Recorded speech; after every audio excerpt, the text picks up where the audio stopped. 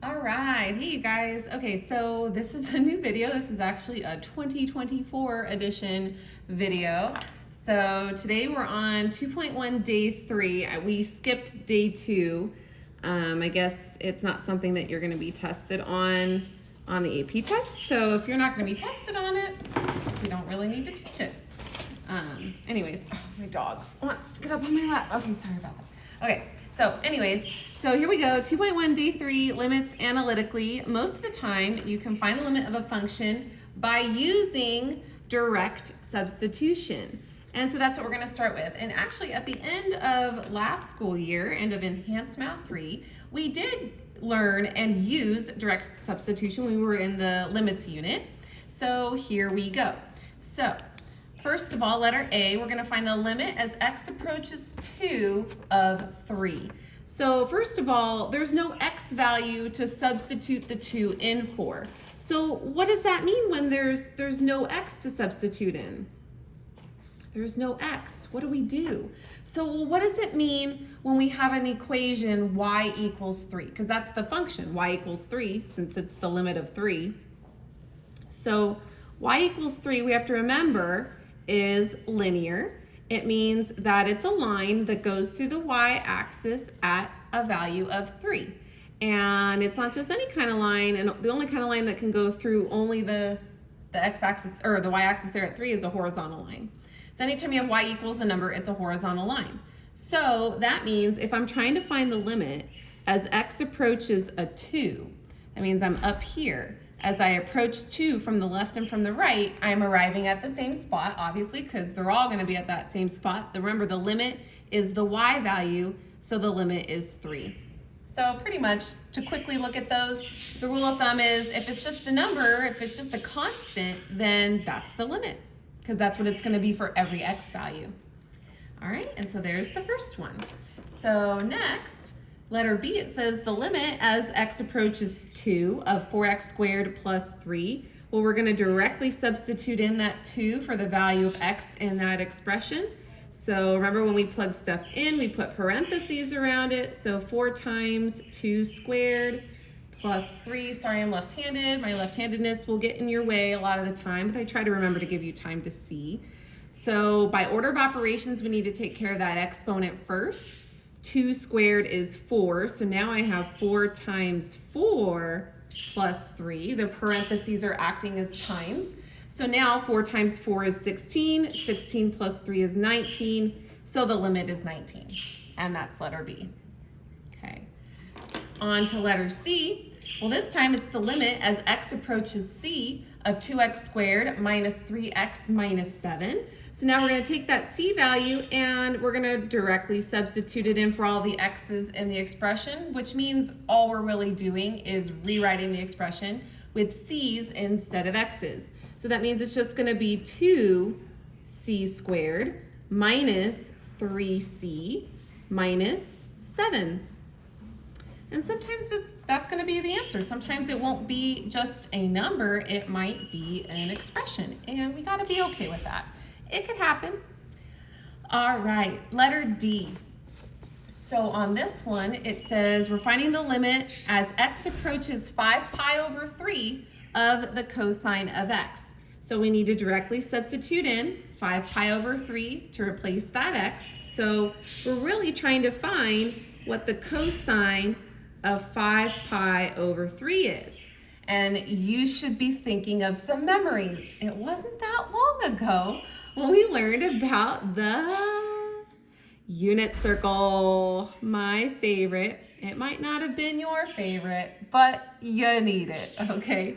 So let's just do a quick, let's just put the radians on our unit circle. So we know we start at 0, and then it goes pi over 6, pi over 4, pi over 3, pi over 2, then 2 pi over 3, 3 pi over 4, 5 pi over 6, pi, and then 7 pi over 6, 3 pi over 4, 5 pi over 4, and then 4 pi over 3, 3 pi over 2, then 5 pi over 3, and then 7 pi over 4. And then the only 11 on the unit circle, 11 pi over 6. Okay, so we have our unit circle. So all I really need though, and the reason why I did the whole unit circle is because we're gonna need it for not just letter D, but we're also gonna need it for letter E and for letter F. So might as well have it ready to go and not have to draw it 3 times and only do it partially. So I need 5 pi over 3. Well, 5 pi over 3 is down here in the 4th quadrant. So what was regular pi over 3? Well, regular pi over 3 was a coordinate, and it has an x and a y value, but remember x was the cosine and y is the sine. If you remember, pi over 3 is 1/2, comma, square root of 3 over 2. And remember, pi over 6 was the reverse of that. So pi over 6 would be the square root of 3 over 2, comma, 1/2. Okay, but we only need pi over 3 for right now. So we know, depending on which part of the graph we're in the first quadrant, x and y are both positive. In the second, x is negative, y is positive. In the third, they're both negative. In the fourth, the x is positive, the y is negative. Well, I need to know that because 5 pi over 3 is these same exact values, except x is positive, but the y is negative. Now the y didn't matter in this case because the y value is the sine, and I don't need the sine, I need the cosine. So the cosine of 5 pi over 3 is that 1/2 right there. So this equals a 1/2. I kind of wrote in the way, but that's okay, we get it. Okay, letter E, the limit as x approaches 7 of the secant of pi over 6x. So we need to plug in that 7 for the x. So now we have the secant of pi over 6. Next to the x means times, so times 7. Oh, so that's really just a 7 pi over 6. So secant of 7 pi over 6. So let's find 7 pi over 6 on our unit circle. That's right here in the 3rd quadrant. Well, we know that regular pi over 6 is square root of 3 over 2, 1/2. And in the 4th quadrant, the 3rd quadrant, it's going to be the same, except they're both negative. So negative square root of 3 over 2, negative 1/2. Now, this is cosine sine, not secant, but secant is in there hidden. Because if you remember from last year, secant and cosine are related. Secant is the reciprocal of cosine. So all I have to do is take the cosine, that x value, and find its reciprocal. So the reciprocal of negative square root of 3 over 2 is just a negative. We always keep the negative in the top. 2 over the square root of 3. Because we just need to flip that fraction. And again, we always keep the negative up top. And guess what? This is our answer. In calculus, we don't have to rationalize. We can leave our answer like that. You don't have to get rid of the radical from the denominator anymore. You've made it to this level. You guys have leveled up. All right, letter F says the limit as x approaches pi of the tangent of x. So we're going to plug in that pi for the x. So this is going to be basically finding the tangent of pi. Okay, so there's a couple of things we have to recall. First of all, on our unit circle, we are going to use our unit circle at pi. We know that the coordinate is negative 1, 0. That's the cosine is the x, the sine is the y. I need tangent though, so you have to remember tangent's identity. So you might remember it from last year. Tangent is sine over cosine. So I'm just going to bubble it because this is an identity. I'm using this information. Okay. All right. So now the sine is the y value. Cosine is the x value. So here we go. That means the sine is 0. Sine of pi is 0. The cosine of pi is negative 1. 0 divided by negative 1 is 0.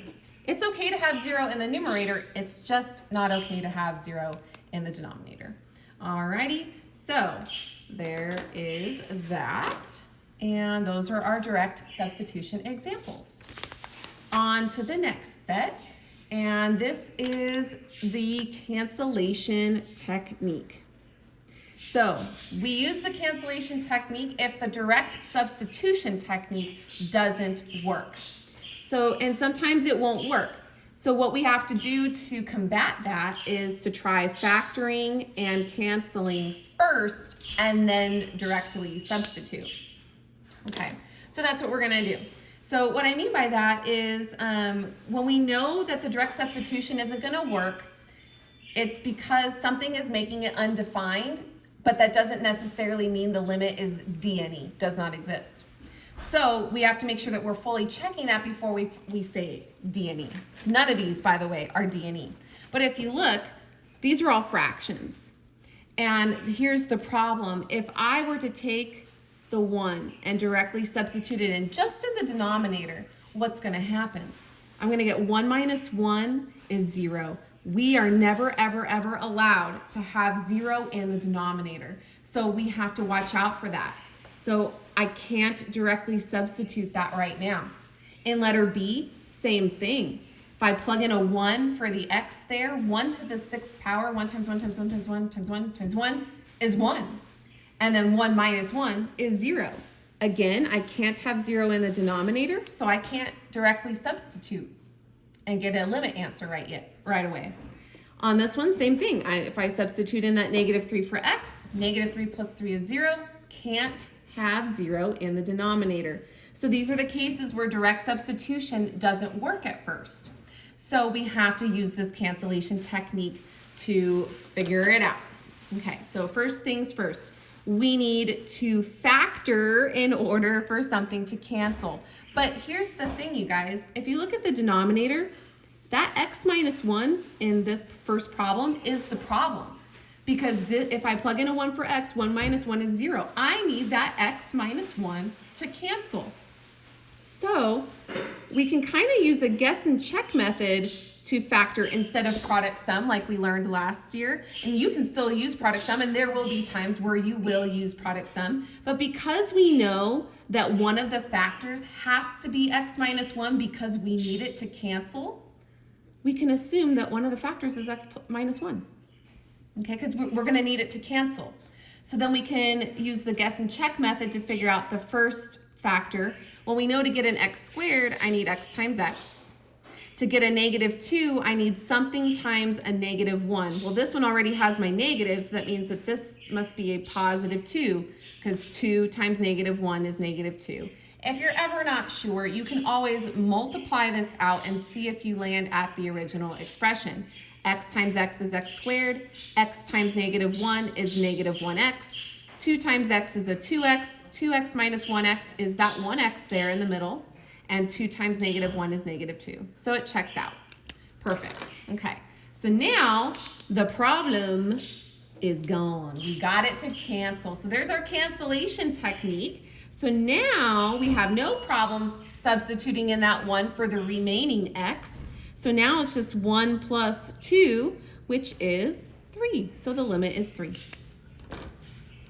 Letter B. This one's a little bit harder to factor, but that's okay because it's just going to dig up some memories from Math 3 that you might have forgotten because, you know, you had all summer to forget all the things. So let's see. We already know we can't substitute in. We need to factor top and bottom. And both the top and bottom are factorable. So this one's a little bit different the way it's set up. So we always have to rewrite the limit until we're ready to substitute in. We're not ready yet, so we still have to write the limit, okay? X to the 4th minus 1 is a difference of 2 perfect squares.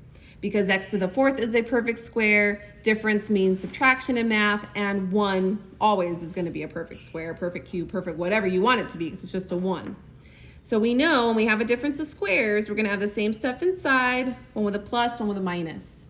When you split the x to the 4th, you have x squared times x squared, split evenly, right? And when you split a 1, it's just 1 and 1, because 1 times 1 is 1, right? So we've got the numerator factored. It's not fully factored yet, but that's okay. We're going to just do a little at a time. In the denominator, this is also a difference of 2 perfect squares. And you might not think that x to the 6th is a perfect square, but it is. Because if you think about it, if you split the 6th evenly, that means you have x to the 3rd times x to the 3rd. And whenever you multiply like bases with exponents, you keep the base and you add those exponents. That is the product rule. So this is also a difference of two perfect squares. One with a plus, one with a minus. So again, splitting the x to the sixth, we have x to the third, split the one, you just get 1 and 1, and there we go. We're not done factoring because we can't cancel anything yet. So here's what we have to do now. Now we have another difference of squares, x squared minus 1, that we can factor. And in the denominator, we've got a sum of cubes, because that's an x cubed. And like I said, one could be a square, a cube, a quadruple, a quintuple, a sextuple. Like it could be anything you want. So so we have a sum of cubes and we have a difference of cubes. Okay, so I'm gonna, for our notes, because I know it's been a while, sums and differences of cubes was first semester of Math 3. Let's go over those definitions real quick. So for a sum of cubes, that would be like some number, like a cubed, plus, because sum means plus, another number, b cubed. Just, I'm using letters to be generic. When you factored that, it was always a single version of each, a plus b, because it's a sum, times a squared minus ab plus b squared. It was the plus minus plus. Okay, remember that? Those of you that had me should remember that. Mrs. Ardito called it like a phone number or something. I forget how she describes it, but I'm not Mrs. Ardito, so that's just how she did it.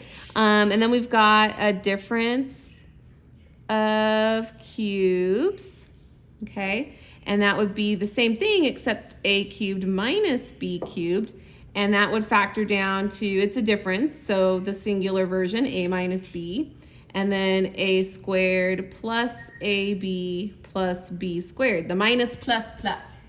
So those of you, which is a lot of you in this class this year, that have had me for Math 3, so you should remember those things, or it should sound familiar.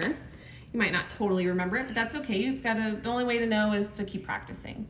All right, so I need to continue factoring the things that I squiggly underlined. So now I've got the limit.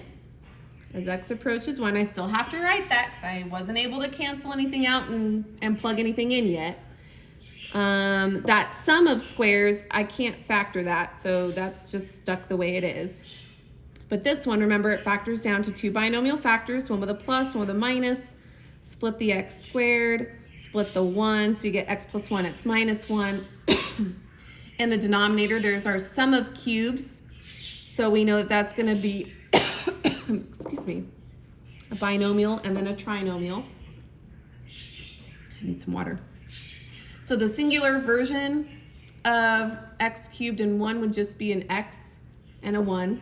It's a sum, so x plus 1. But remember, it's plus minus plus.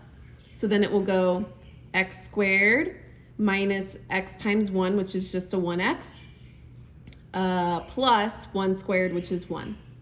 And then this one, the difference of cubes, the singular version of x cubed minus 1 would be a single x minus 1. And then remember, it's the minus plus plus. So these all terms are going to be positive. So it will go x squared plus x plus 1. Okay, so now we have it fully factored. Yes, that was a lot of factoring, but remember how I said in Math 3 how important factoring was going to be? It doesn't ever go away. That's why it's so dang important. Okay, so we should see things that can cancel, like these x plus 1s can cancel, and these x minus 1s can cancel.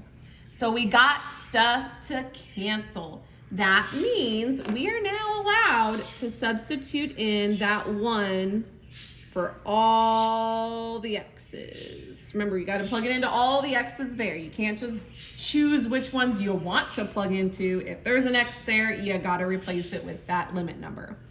Okay, now I don't have to write limit anymore because I'm plugging stuff in.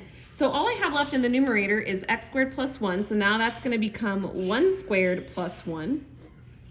In the denominator, I'm going to have parentheses 1 squared minus 1 plus 1. Parentheses 1 squared plus 1 plus 1. And then I just have to clean that up. So let's see, 1 squared is 1, 1 plus 1 is a 2.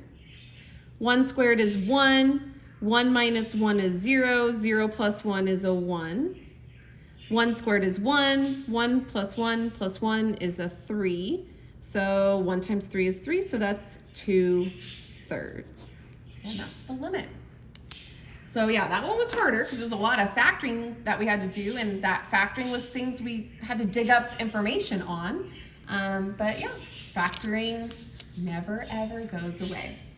Okay, last one here. We've got, we have to factor this, and if you notice, the numerator is also a sum of cubes because we got the x cubed, a plus, and 27 is a perfect cube because 3 times 3 times 3 is 27. So we got to write the limit as x approaches 3, or sorry, that's a -3, of, remember this is the sum of cubes. I think Mrs. Ardito calls it the hot chick formula or something like that. I don't know. All right, so we've got the singular is x plus 3, and then the trinomial would be, it's the plus minus plus. So I got the plus, so it's x squared minus x times 3 is a 3x, and then plus 3 squared would be a 9. So there's that, and in the denominator we've got the x plus 3, which we know it's gonna cancel. So those cancel. Okay, and now the problem is gone. The problem in the denominator was what was causing me not to be able to plug in that -3 right away. So now I could plug in that -3 for the x's. So I do not need to write the limit anymore. I could just put, I'm plugging in a -3 for that x, so -3 squared minus 3 times the -3 plus 9. And then always follow order of operations. You'll never ever not follow order of operations, by the way. -3 squared is +9. -3 times -3 is another +9. Plus 9, 9 plus 9 plus 9, that's the same as 9 times 3. That's 27. So the limit is 27. All right, so now on to the back side, the next page. Okay, and we're talking about now the conjugate or rationalization technique. You also learned this during the limits unit at the end of last year in Math 3. This is called reverse rationalizing. So we're going to reverse rationalize. Okay, this is the only time you're going to rationalize is when you're doing it in the reverse. And so for this one, I'm just going to highlight this title because I like to do that, keep it color-coded. It says, if direct substitution doesn't work and there is a radical in the problem, try multiplying by the conjugate of the numerator or denominator. Depending on where the radical is, that's the conjugate that you're going to focus on. All right, so here we go. We need to talk about conjugates. So a conjugate is going to be the same expression, but the sign in the middle is going to be the opposite sign. So here we go. There's my radical in the expression. So I'm looking at the conjugate of the numerator then. And the reason why I have to multiply by the conjugate is because if I were to directly substitute in that 0 for x right now, I can't. So it's another can't situation. We can't have 0 in the denominator. So this is where the reverse rationalization is going to come into play. So I'm going to need to multiply by the conjugate of the numerator because that's where the radical is. But whatever I do to the top, I got to do to the bottom. So I'm going to have the square root of x plus 1. But notice how that middle sign is a minus sign. I have to use the opposite of that, which is plus, so plus 1.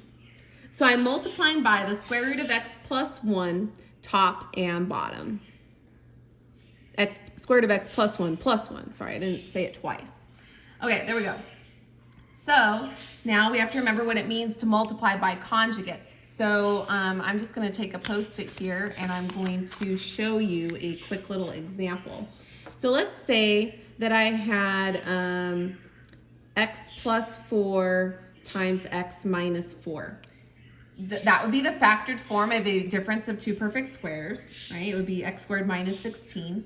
But I want to show you, I want to remind you when you learn these back in Math 2, that's when you first learn them, and you multiply this out, X times x is x squared. X times negative 4 is a negative 4x.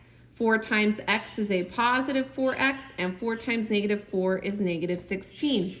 Look at what happens to the middle terms. They're the same, but have opposite signs. Those add up to 0. So they cancel out completely to 0. So all that's left is x squared minus 16. The middle terms cancel. Well, guess what? Anytime you multiply by the same stuff, but they have opposite signs in the middle terms are going to cancel. That's going to happen 100% of the time. Because we're in calculus now, guys. So we're going to be taking shortcuts left and right. Calculus is all about its shortcuts. Remember, I kept telling you guys, it gets easier. You don't have to show every tiny little step because there's shortcuts now that you get to take. Okay, so here we go. I'm going to distribute that out. I can't plug in a 0 yet, so I'm going to keep writing the limit until I'm ready to plug in that 0 for x. So we're going to have the square root of x plus 1 times the square root of x plus 1. Anytime you multiply a radical by itself, poof, the radical comes off, so x plus 1 is released.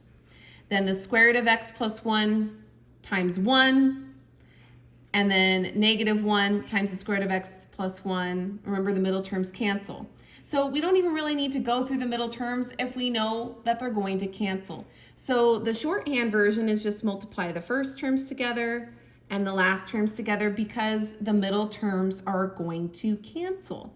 So then we already did the first terms. Now let's do the last terms. Negative 1 times 1 is negative 1. Now in the denominator, I don't know if you guys remember this from last year, I said never distribute the denominator, keep it. So we're just going to keep x times the square root of x plus 1 plus 1.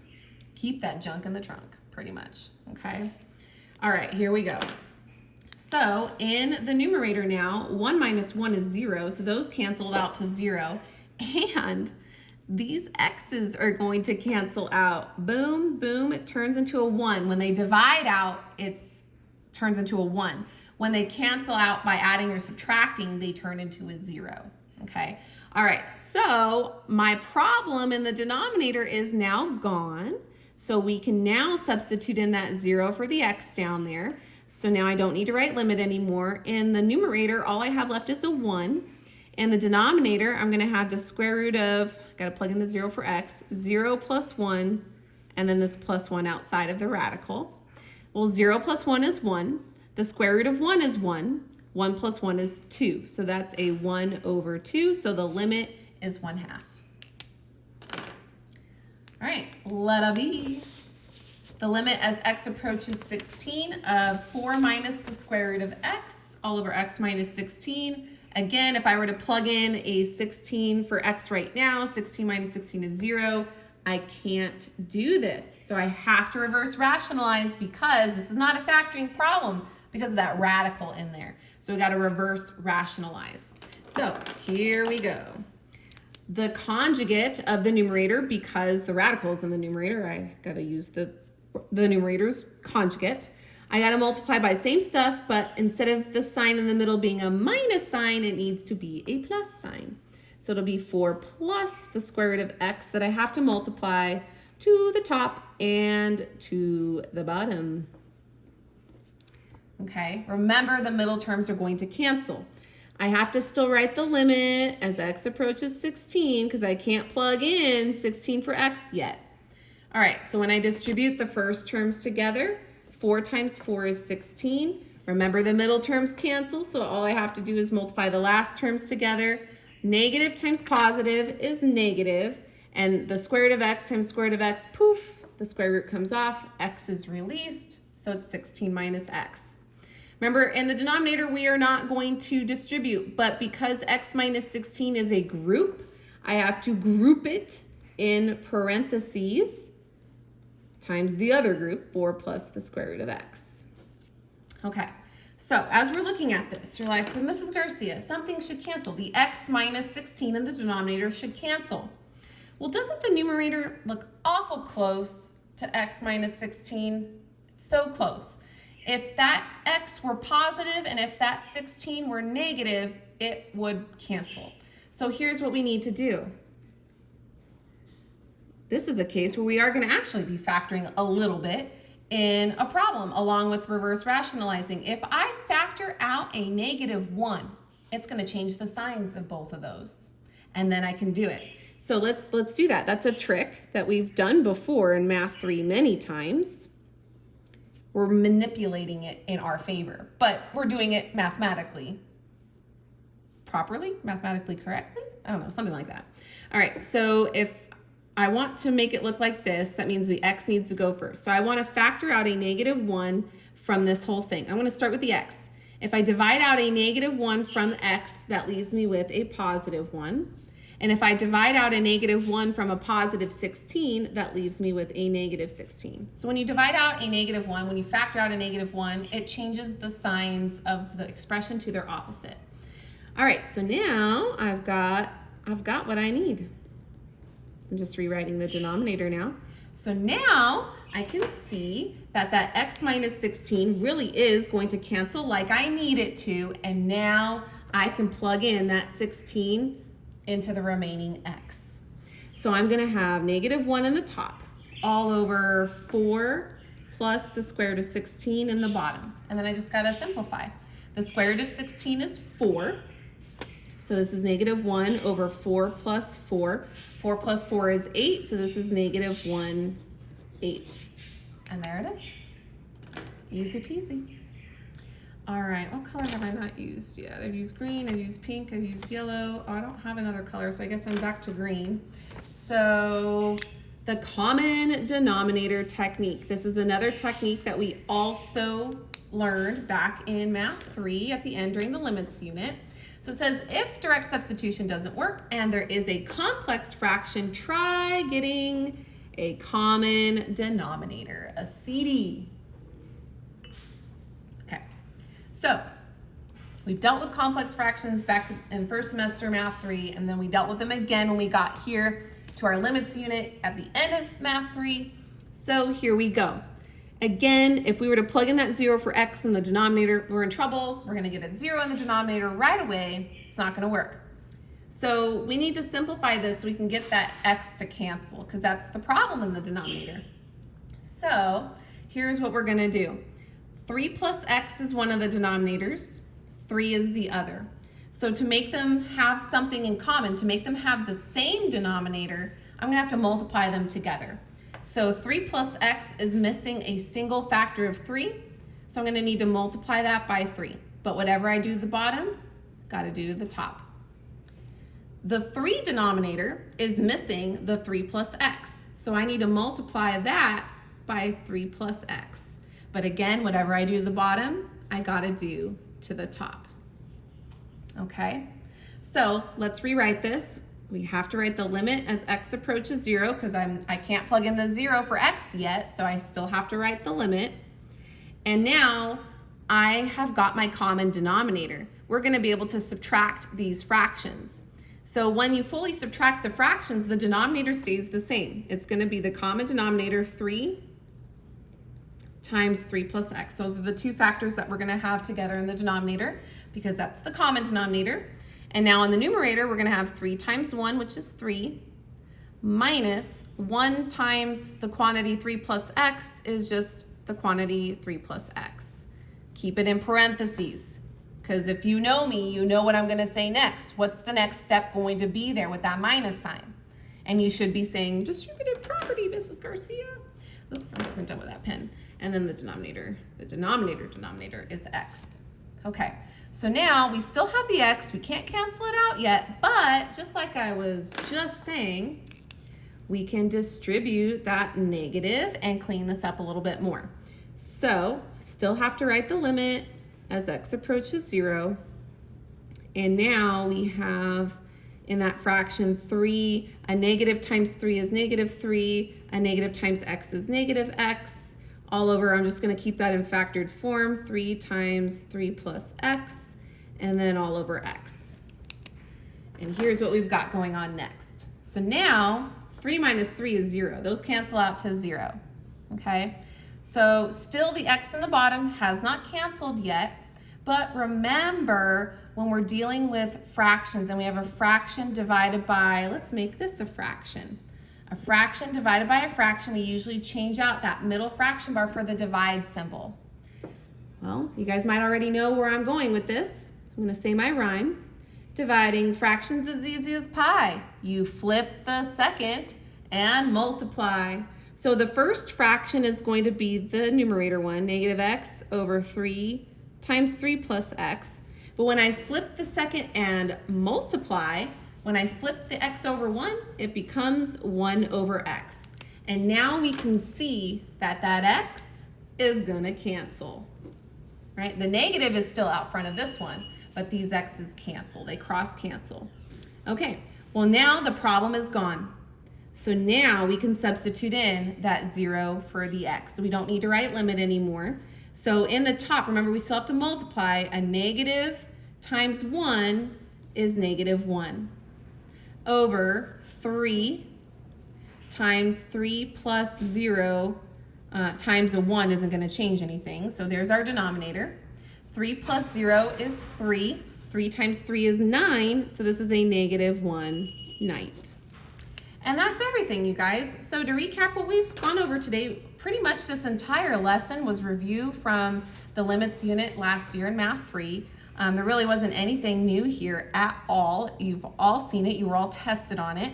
But here's our recap of today's lesson. Normally we can find limits by direct substitution, but if that causes the denominator to go to 0, we have the following techniques to combat that problem. Number 1, cancellation. So factor and then cancel. Number 2, conjugates or rationalization. Again, you're getting the problem to cancel. Once the problem cancels, then you can plug in the limit number. And then the third way is getting a common denominator when we're dealing with those complex fractions. All right, guys, that's everything. Have a good one.